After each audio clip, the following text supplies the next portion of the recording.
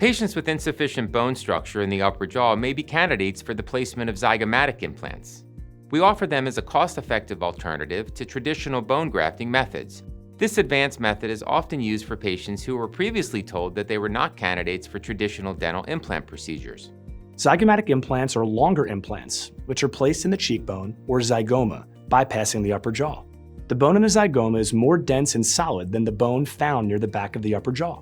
During this procedure, 1 to 2 zygomatic implants will be used on each side, with traditional implants placed in front to form a solid foundation for a full arch of upper teeth.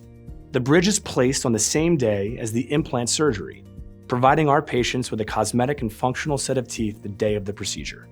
Our experts can assess your condition and work with you to develop a treatment plan for the restoration of your oral health and smile.